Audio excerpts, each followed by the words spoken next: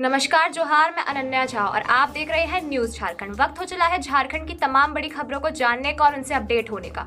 तो चलिए जानते हैं झारखंड की तमाम बड़ी खबरों को फटाफट अंदाज में। इससे पहले अगर आपने हमारे चैनल को सब्सक्राइब नहीं किया है तो हमारे चैनल को सब्सक्राइब करें, साथ ही बेल आइकन को प्रेस करें ताकि झारखंड से जुड़ी हर बड़ी अपडेट आप तक पहुंचती रहे। चलिए शुरुआत करते हैं झारखंड की सबसे बड़ी और महत्वपूर्ण खबर से। वित्त मंत्री निर्मला सीतारमण ने बजट में की बड़ी घोषणा, अब 12 लाख तक की आय पर नहीं देना होगा कोई टैक्स। केंद्रीय वित्त मंत्री निर्मला सीतारमण ने इतिहास रचते हुए लगातार 8वां बजट पेश किया है, जो उनके किसी भी पूर्ववर्ती के मुकाबले भारतीय इतिहास में बैक टू बैक सबसे ज्यादा बजट है। मोदी सरकार के 3.0 कार्यकाल का पहला पूर्णकालिक बजट निर्मला सीतारमण के कार्यकाल का एक और मील का पत्थर है। वित्त मंत्री निर्मला सीतारमण ने अगले हफ्ते नए इनकम टैक्स बिल लाने का ऐलान किया है। अब 12 लाख रुपए तक की आय पर कोई टैक्स नहीं देना होगा। नौकरी पेशा लोगों के लिए काफी महत्वपूर्ण ऐलान है। इसके साथ ही बुजुर्गों के लिए टैक्स छूट 1 लाख रुपए तक की गई है। उन्होंने आर्थिक विकास को रफ्तार देने के लिए कई अहम घोषणाएं की है, जिसके बाद electronic vehicle, LCD mobile phone और उसकी बैटरी, कैंसर की 36 दवाइयां और साथ ही साथ कपड़े के बने सामान सस्ते हो जाएंगे। निर्मला ने अपने बजट भाषण में दाल उत्पादन में आत्मनिर्भरता पर जोर और वित्तीय सेक्टर में सुधार के संकेत दिए। साथ ही मछली उत्पादन में बढ़ावा देने बिहार के किसानों को स्पेशल पैकेज देने का ऐलान किया। बजट भाषण में उन्होंने कहा कि भारत को फूड बास्केट बनाया जाएगा और किसानों की इनकम बढ़ाई जाएगी। पूर्व भारत में यूरिया प्लांट खोलने की योजना है। बिहार में मखाना बोर्ड का गठन किया जाएगा। उन्होंने कहा कि एमएसएमई की क्षमता लगातार बढ़ रही है। स्टार्टअप के लिए लोन की सीमा बढ़ाई जा रही है। कॉटन प्रोडक्शन पर जोर दिया जाएगा। बजट 2025 नौकरी पेशा की 12.75 लाख तक की इनकम टैक्स फ्री, साथ ही टीडीएस पर बड़ा ऐलान। निर्मला सीतारमण के बजट में इनकम टैक्स पेयर्स को बड़ी राहत मिली है। अब नौकरी पेशा लोगों को नई टैक्स रिजीम चुनने पर सालाना 12.75 लाख की इनकम पर कोई टैक्स नहीं देना होगा। ये फायदा ऐसे मिलेगा: 0 से 4 लाख तक के लिए 0, 4 से 8 लाख तक के लिए 5% और 8 से 12 लाख तक के लिए 10%। दूसरे और तीसरे स्लैब के टैक्स सरकार 87A के तहत माफ कर देगी। इसके अलावा 75,000 का स्टैंडर्ड डिडक्शन भी मिलेगा। इस तरह नौकरी पेशा लोगों की कुल 12.75 लाख की आमदनी टैक्स फ्री हो जाएगी। ध्यान रहे कि यह राहत केवल नौकरी पेशा लोगों के लिए ही है। अन्य किसी भी जरिए से आमदनी होने पर टैक्स में छूट की सीमा केवल 12 लाख ही रहेगी। साथ ही अब सभी टैक्स पेयर्स पिछले 4 साल का आईटी रिटर्न एक साथ फाइल कर सकेंगे। इससे पहले तक यह लिमिट 2 साल थी। वहीं सीनियर सिटीजन के लिए टीडीएस की सीमा 50,000 से बढ़ाकर 1 लाख कर दी गई है। महाकुंभ से लौट रही बस ने हजारीबाग में खड़े ट्रक को मारी टक्कर, कई श्रद्धालु घायल। हजारीबाग के चौपारण प्रखंड में अलग सुबह एक बड़ा सड़क हादसा हो गया। प्रयागराज से बोकारो जा रही बस ने सड़क किनारे खड़े ट्रक को पीछे से टक्कर मार दी। इस हादसे में कई श्रद्धालु घायल हो गए। दुर्घटना चौरदाहा चेक पोस्ट के पास हुई। हादसे के बाद मौके पर अफरा तफरी मच गई। स्थानीय लोगों और पुलिस ने तुरंत कार्रवाई करते हुए सभी घायलों को चौपारण सामुदायिक स्वास्थ्य केंद्र भेजा। वहीं गंभीर रूप से घायल यात्रियों को हजारीबाग के शेख भिखारी मेडिकल कॉलेज अस्पताल रेफर किया गया। घायलों में पुरुष और महिलाओं दोनों की संख्या शामिल है। मिली जानकारी के अनुसार बस की रफ्तार काफी तेज थी और चालक खड़े ट्रक को नहीं देख पाया, जिससे यह टक्कर हो गई। हादसे के बाद NH2 पर यातायात प्रभावित हो गई है। गौरतलब है कि कुंभ मेले की वजह से पिछले 72 घंटों में चौरदाहा क्षेत्र में NH2 पर भारी जाम लगा हुआ है। सड़कों पर वाहनों की लंबी कतारें हैं, जिससे यात्री काफी परेशान हो रहे हैं। फिलहाल पुलिस मामले की जांच कर रही है और हादसे के कारणों का पता लगाने में जुटी हुई है। मैया समान योजना में फिर फर्जीवाड़ा, आधार कार्ड में गड़बड़ी कर नाबालिग को बना दिया लाभुक। मुख्यमंत्री मैया समान योजना के नाम पर प्रज्ञा केंद्रों में बड़े पैमाने पर फर्जीवाड़ा हो रहा है। कई केंद्र संचालक नियमों को ताक पर रखकर नाबालिगों के नाम से भी आवेदन करवा रही है। इस मामले का खुलासा तब हुआ जब लगातार मिल रही शिकायतों के बाद बीडीओ राजेश कुमार सिन्हा ने शुक्रवार को औचक निरीक्षण किया। पंचायतों में संचालित प्रज्ञा केंद्र में गंभीर अनियमितताएं पाई गई। अब इस मामले की गहन जांच के लिए एक टीम गठित की जा रही है, जिसमें बीपीआरओ, कन्या अभियंता और दूसरे पंचायत के पंचायत सचिव शामिल होंगे। यह टीम योजना के सभी आवेदनों पर प्रज्ञा केंद्रों की विस्तृत जांच करेगी। रंगालिया पंचायत के एक प्रज्ञा केंद्र में मुख्यमंत्री मैया समान योजना के 25 आवेदकों के फॉर्म मिले, जिनमें से 24 को प्राप्ति रसीद भी दी गई थी। जांच में पाया गया कि 2 आवेदक 18 वर्ष से कम उम्र के थे, लेकिन उनके आधार कार्ड में गड़बड़ी कर आवेदन किया गया था। जब बीडीओ ने प्रज्ञा केंद्र संचालक BLI इंद्रजीत मंडल से पूछताछ की तो वह संतोषजनक जवाब नहीं दे सके। वहीं एक अन्य महिला के दस्तावेजों का इस्तेमाल किसी और के नाम से ऑनलाइन आवेदन में किया गया था। हेमंत सरकार कॉलेज में पढ़ने वाली छात्राओं को हर माह देंगे 1,000। राज्य सरकार विश्वविद्यालयों तथा कॉलेजों में पढ़ने वाली छात्राओं को यात्रा भत्ता देगी। इसके तहत प्रति माह 1,000 रुपए दिए जाएंगे। उच्च एवं तकनीकी शिक्षा विभाग के मंत्री सुदिव्य कुमार सोनू ने शुक्रवार को बैठक में विभाग को इसे लेकर प्रस्ताव तैयार करने के निर्देश दिया। इस यात्रा भत्ता का लाभ लेने के लिए 75% उपस्थिति अनिवार्य होगी। इसका लाभ उन छात्राओं को भी मिलेगा जो मुख्यमंत्री मैया समान योजना का लाभ ले रही है। मंत्री ने छात्राओं को उच्च शिक्षा के प्रति प्रोत्साहित करने के उद्देश्य से इसका लाभ देने की घोषणा की। राज्य सरकार विश्वविद्यालयों में रिसर्च और स्टार्टअप को बढ़ावा देने के लिए नीति लागू करने की तैयारी कर रही है। इसे लेकर 10 फरवरी को एक कार्यशाला का आयोजन किया जाएगा, जिसमें सभी विश्वविद्यालयों के कुलपति और कॉलेज के प्राचार्य सम्मिलित होंगे। उच्च एवं तकनीकी शिक्षा विभाग 10 फरवरी को 6 पोर्टल की भी लॉन्चिंग करेगा। इनमें शिक्षकों एवं कर्मियों के वेतन निर्धारण को लेकर तैयार portal, learning management system portal, Manki Munda छात्रवृत्ति योजना पोर्टल, अप्रेंटिसशिप पोर्टल, निजी विश्वविद्यालय पोर्टल तथा वित्त रहित अनुदान पोर्टल सम्मिलित है। मानकी मुंडा छात्रवृत्ति योजना पोर्टल, अप्रेंटिसशिप पोर्टल, निजी विश्वविद्यालय पोर्टल तथा वित्त रहित अनुदान पोर्टल के माध्यम से संबंधित पोर्टल ऑनलाइन आवेदन कर सकेंगे। सभी प्रक्रियाएं ऑनलाइन होगी। वहीं लर्निंग मैनेजमेंट सिस्टम पोर्टल से जुड़कर विद्यार्थी दूर से संस्थानों में संचालित की गई कक्षाओं का लाभ ऑनलाइन ले सकेंगे। इससे उन्हें अच्छे शिक्षकों की कक्षाओं का भी लाभ मिल पाएगा। सीता सोरेन के जेएमएम में वापसी के चर्चे। 2 फरवरी को दुमका में वापसी की संभावना। लोकसभा चुनाव से पहले थामा था बीजेपी का दामन। लोकसभा चुनाव से ठीक पहले जेएमएम छोड़कर भाजपा ज्वाइन करने वाली सीता सोरेन की जेएमएम में वापसी के चर्चे जोरों पर है। कहा जा रहा है कि 2 फरवरी को दुमका में जेएमएम के स्थापना दिवस कार्यक्रम के दौरान उनकी वापसी हो सकती है। हालांकि इस बात की ना तो जेएमएम पुख्ता कर रही है और ना ही खुद सीता सोरेन। हालांकि सीता सोरेन ने यह जरूर कहा है कि वह भी मेरा अपना घर है, हम इससे इनकार थोड़े कर सकते हैं, वह तो अपना ही है, सब कुछ हमारा ही बनाया हुआ है, वह आज भी वैसा है जैसा कल था। सीता सोरेन के इस बात से राजनीतिक गलियारे में कयास लगाए जा रहे हैं कि उनकी घर वापसी हो सकती है। वहीं सीता सोरेन की वापसी को लेकर दुमका विधायक बसंत सोरेन ने कहा कि इस बारे में पुख्ता कुछ भी कह पाना मुश्किल होगा। उन्होंने कहा कि सीता सोरेन ने ना तो वापसी को लेकर पार्टी को कोई अप्रोच किया है और ना ही पार्टी से संबंध में उनसे कोई बात की गई है। वित्त मंत्री निर्मला सीतारमण ने किसानों को दिया बड़ा तोहफा। झारखंड के 21 लाख से अधिक लोगों को मिलेगा लाभ। वित्त मंत्री निर्मला सीतारमण ने किसानों के लिए बड़ी घोषणा की है। सबसे बड़ा ऐलान उन्होंने किसान क्रेडिट कार्ड लिमिट पर किया है। जी हां, किसान क्रेडिट कार्ड की लिमिट 3 लाख से बढ़ाकर 5 लाख कर दिया है। इससे झारखंड के 21 लाख से अधिक किसानों को फायदा होगा। पीएम किसान निधि के अनुसार झारखंड के 21,50,000 किसान केसीसी से रजिस्टर्ड है। वित्त मंत्री निर्मला सीतारमण ने बजट के शुरुआत में किसानों के लिए 2 बड़े ऐलान किए।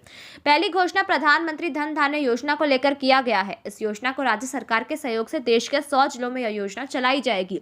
इस योजना के लिए उन जिलों को चुना जाएगा जहां कृषि उत्पादन कम है। इस योजना से देश के 1.7 करोड़ किसानों को फायदा होगा।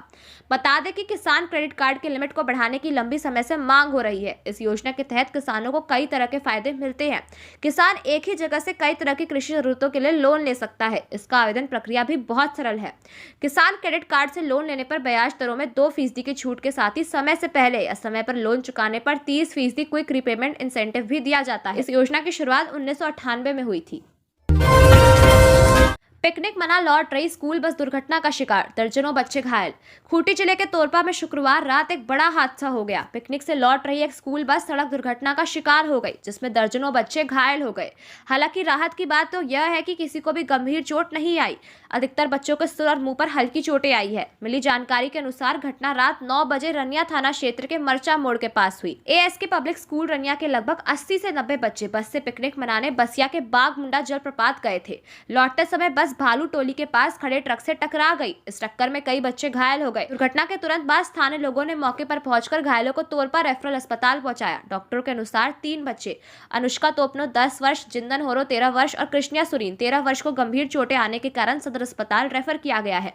अन्य घायल बच्चों में आदर्श कंडुलना 8 वर्ष, मुन्ना साहू 12 वर्ष, फ्रांसिस पूर्ति 6 वर्ष, जोहन नागमुंडा 9 वर्ष, अनीश कच्छप 9 वर्ष, युवराज सिंह 4 वर्ष, अर्पित भेंगरा 8 वर्ष, अनुपम हेमरोम 12 वर्ष, सफीना गुड़िया 11 वर्ष, अल्फा बारला 9 वर्ष, असरन मुंडू 10 वर्ष और मंजूषा कुमारी 13 वर्ष शामिल है।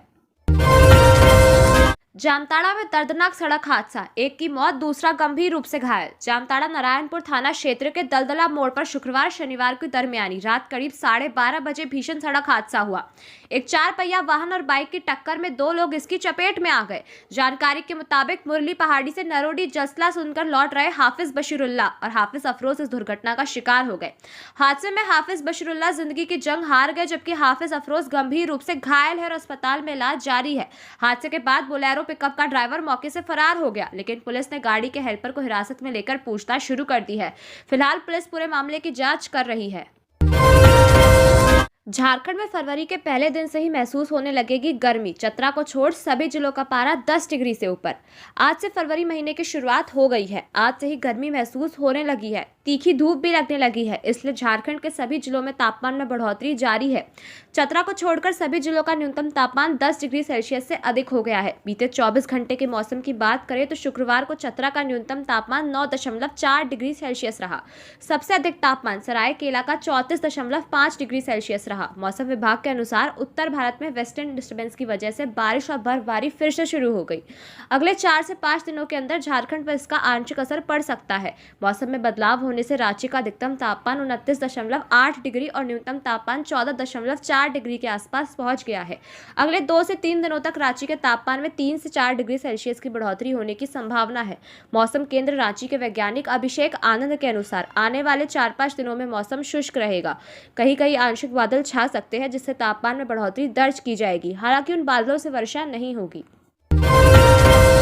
सीबीएसई परीक्षा, अफवाह फैलाने वाले छात्रों पर लगेगा 1 साल का बैन। सीबीएसई की 10वीं और 12वीं बोर्ड परीक्षा के दौरान अगर कोई छात्र प्रश्न पत्र या परीक्षा से जुड़ी अफवाह फैलाता है तो उसे सजा दी जाएगी। ऐसे छात्रों को न सिर्फ वर्तमान परीक्षा से बैन किया जाएगा, बल्कि अगले 1 साल तक वे परीक्षा में बैठने के योग्य भी नहीं होंगे। सीबीएसई के परीक्षा नियंत्रक डॉक्टर संयम भारद्वाज ने स्कूलों को यह गाइडलाइन भेजी है। हाल ही में कई परीक्षाओं के दौरान अफवाह फैलने की वजह से छात्राओं को परेशानी का सामना करना पड़ रहा था, जिस कारण यह कदम उठाया गया है। गाइडलाइन में स्कूलों को यह निर्देश भी दिया गया है कि वे छात्रों को नियमों के बारे में अवगत कराएं और उन्हें बताएं कि परीक्षा के दौरान अफवाहों का हिस्सा ना बने। जमशेदपुर के सीबीएसई स्कूलों में भी विद्यार्थियों को इस बारे में विशेष सत्र आयोजित कर जानकारी दी जा रही है। सीबीएसई की बोर्ड परीक्षा 15 फरवरी से शुरू हो रही है, जिसमें 44 लाख विद्यार्थी देश भर से और लगभग 4000 विद्यार्थी जमशेदपुर से हिस्सा लेंगे। मई में हो सकता है नगर निकाय चुनाव, हर वार्ड की तैयार हो रही है वोटर लिस्ट। अंतिम चरण में ट्रिपल टेस्ट की प्रक्रिया। लगभग 5 साल से इलेक्टेड मेंबर का इंतजार कर रहे राज्य के नगर निकाय को इस साल के पहले 6 महीने में सदस्य मिल जाएंगे। नगर निकाय चुनाव के आड़े आ रहे ओबीसी आरक्षण ट्रिपल टेस्ट भी लगभग अंतिम चरण में है। वहीं झारखंड हाईकोर्ट के निर्देश पर चुनाव की प्रक्रिया भी शुरू कर दी गई है। हर वार्ड का अपडेट वोटर लिस्ट तैयार किया जा रहा है। ओबीसी आरक्षण की प्रक्रिया पूरी कर दिए जाने के बाद आरक्षण तय कर दिया जाएगा। इसके साथ ही चुनाव को लेकर अधिसूचना जारी की जा सकती है। संभावना जताई जा रही है कि मई में नगर निकाय चुनाव कराए जा सकते हैं। ओबीसी आरक्षण को लेकर राज्य में निकाय चुनाव नहीं हो सका है। राज्य में नगर निकाय चुनाव कराने को लेकर राज्य सरकार के पास 2 विकल्प थे। एक तो कि सुप्रीम कोर्ट के निर्देश के मुताबिक ट्रिपल टेस्ट के माध्यम से ओबीसी आरक्षण तय कर चुनाव हो, दूसरा कि बिना ओबीसी आरक्षण के चुनाव कराए। राज्य सरकार दूसरे विकल्प के पक्ष में नहीं है। जमशेदपुर में ओवरटेक करने पर चाकूबाजी, कार सवार युवकों ने स्कूटी सवारों पर किया हमला, एक की मौत, एक घायल। जमशेदपुर में ओवरटेकिंग को लेकर हुए विवाद ने खूनी रंग ले लिया। गोलमुरी थाना क्षेत्र के 3 प्लेट चौक के पास देर रात करीब 1 बजे कार सवार युवकों ने स्कूटी सवार 2 युवकों पर चाकू से हमला कर दिया। इस घटना में एक युवक की मौत हो गई, जबकि दूसरा गंभीर रूप से घायल हो गया है। प्राप्त जानकारी के अनुसार 3 युवक कार में किसी फेयरवेल पार्टी से लौट रहे थे। इसी दौरान उनकी मुलाकात स्कूटी पर सवार 2 युवकों से हुई। ओवरटेक करने को लेकर दोनों पक्षों में विवाद शुरू हो गया, जो धीरे धीरे इतना बढ़ गया कि कार सवार युवकों ने स्कूटी सवारों पर चाकू से हमला कर दिया। इस हमले में मनदीप सिंह नाम के युवक की मौके पर ही मौत हो गई। वहीं दूसरे युवक रॉकी को गंभीर हालत में टाटा मुख्य अस्पताल में भर्ती कराया गया है, जहां उसकी स्थिति नाजुक बनी हुई है। घटना की सूचना मिलते ही गोलमुरी थाना पुलिस मौके पर पहुंची और मामले की जांच शुरू कर दी। ट्रेनों में नहीं मिल रही सीट, यात्रियों की परेशानी बढ़ी। 14 मार्च को होली, बोकारो से दिल्ली मुंबई जाने आने वाली ट्रेनों में अभी से लंबी वेटिंग। दिल्ली और दूसरे बड़े शहरों से होली में धनबाद आने वाली सभी ट्रेनें फुल हो चुकी है। होली 14 मार्च को है। होली से पहले घर वापसी के लिए धनबाद आने वाली ट्रेनों में अभी से मारामारी दिखने लगी है। 1 से 13 मार्च के बीच सभी बड़े शहरों से चलने वाली ट्रेनों में वेटिंग लिस्ट की स्थिति हो चुकी है। मुंबई मेल, एलएफपी, सूरत मालदा टाउन, गंगा सतलज, पुरुषोत्तम, एलएफपी, नीलांचल, हैदराबाद, सिकंदराबाद सहित किसी भी ट्रेन में कन्फर्म कंफर्म टिकट नहीं मिल रहा है। वेटिंग लिस्ट बढ़ती जा रही है।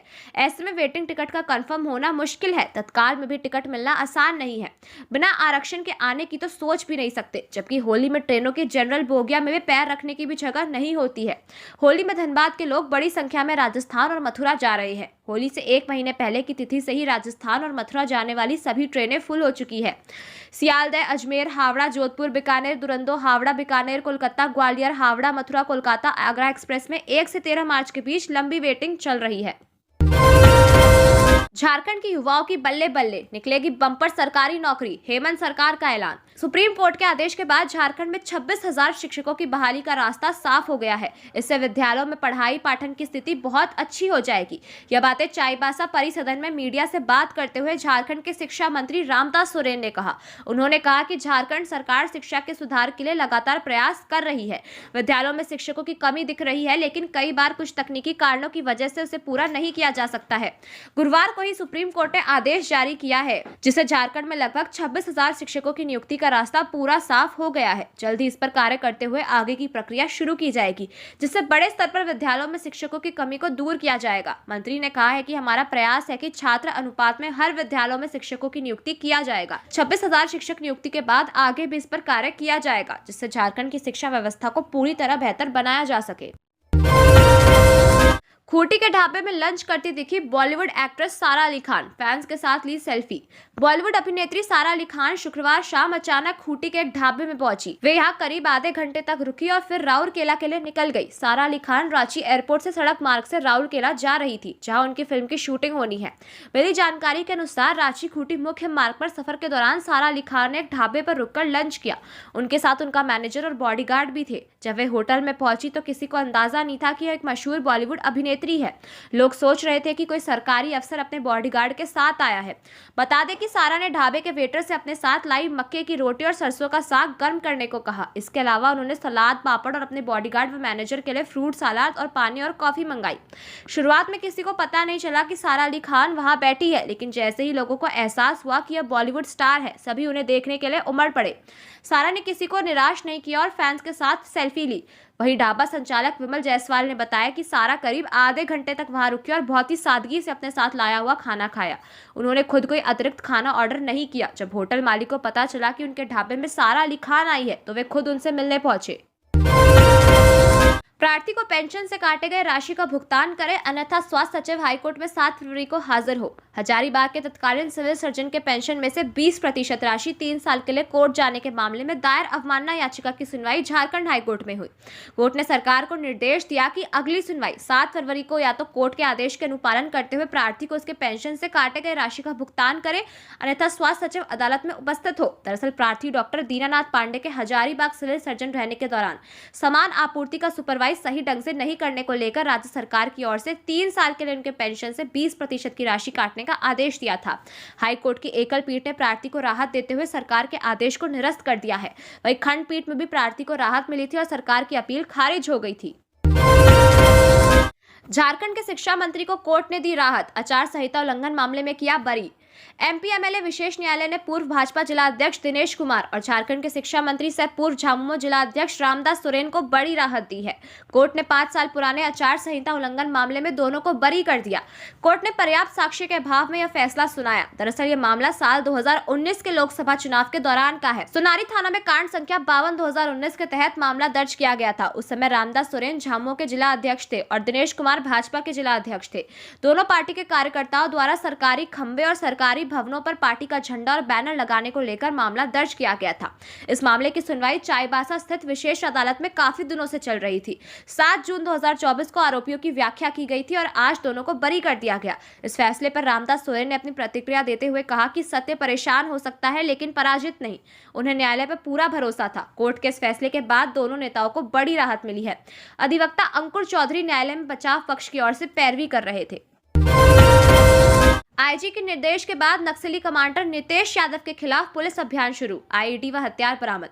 15 लाख के नामी नक्सल नितेश यादव के खिलाफ पलामू जिले में अभियान शुरू कर दिया गया है। इस अभियान के दौरान पलामू पुलिस ने कल दुधिया गांव के पास नक्सलियों के खिलाफ चलाए जा रहे अभियान के दौरान आईईडी और एक देसी कट्टा बरामद किया। बरामद किए गए आईईडी को सुरक्षा बलों के द्वारा शनिवार को नष्ट कर दिया गया। गौरतलब है कि बीते दिनों पलामू जोनल आईजी सुनील भास्कर ने जिले के एसपी के साथ समीक्षा बैठक की थी। इस दौरान उन्होंने नक्सली और उग्रवादी संगठनों के खिलाफ कार्रवाई करने का निर्देश दिया था, जिनमें पलामू पुलिस को खास तौर पर निर्देश दिया गया था कि कुख्यात नक्सली नितेश यादव के खिलाफ अभियान चलाएं। चतरा में सड़क किनारे मिली गंभीर रूप से घायल महिला, गर्दन पर चाकू से किया जानलेवा हमला, नहीं हुई अभी तक पहचान। झारखंड के चतरा जिले में एक महिला के साथ जानलेवा हमले का मामला सामने आया है। प्रतापपुर थाना क्षेत्र के धर्मपुर स्थित उगर माचा के पास सड़क किनारे एक अज्ञात महिला गंभीर रूप से घायल अवस्था में मिली। महिला के गर्दन पर चाकू से हमला किया गया था और वह खून से लथपथ थी। महिला बोलने में फिलहाल असमर्थ है। घटना की सूचना मिलते ही प्रतापपुर पुलिस ने तत्काल कार्रवाई करते हुए घायल महिला को पहले स्थानीय स्वास्थ्य केंद्र में भर्ती कराया। हालत गंभीर होने के बाद बेहतर इलाज के लिए उसे बिहार के गया मेडिकल कॉलेज रेफर कर दिया गया। प्रतापपुर थाना प्रभारी कासिम अंसारी ने बताया कि अभी तक महिला की पहचान नहीं हो पाई है। पुलिस मामले की जांच कर रही है। इस घटना के बाद से पूरे क्षेत्र में दहशत का माहौल है और स्थानीय लोगों में इस घटना को लेकर चर्चा का विषय बना हुआ है। 28 फरवरी के बाद जारी होगा समर शेड्यूल। एयरपोर्ट ने विमानों के उड़ान भरने के लिए नई समय सारिणी जारी किया है। इसके तहत विभिन्न महानगरों से रांची के लिए आवाजाही करने वाली विमान सेवाओं के समय में बदलाव किया जाएगा। एयरपोर्ट अधिकारियों के मुताबिक यह बदलाव तकनीकी और आवश्यक कारणों से 1 फरवरी से 28 फरवरी तक के लिए किया गया है। इस दौरान सभी विमान सेवाएं नए समय सारिणी के अनुसार रांची में आगमन और यहां से प्रस्थान होगा। जानकारी के अनुसार 28 फरवरी के बाद समर शेड्यूल जारी किए जा सकते हैं। एयरपोर्ट अधिकारियों के मुताबिक फरवरी के अंतिम सप्ताह में आने वाली गर्मी के महीनों के लिए अलग समय सारिणी जारी किया जा सकता है।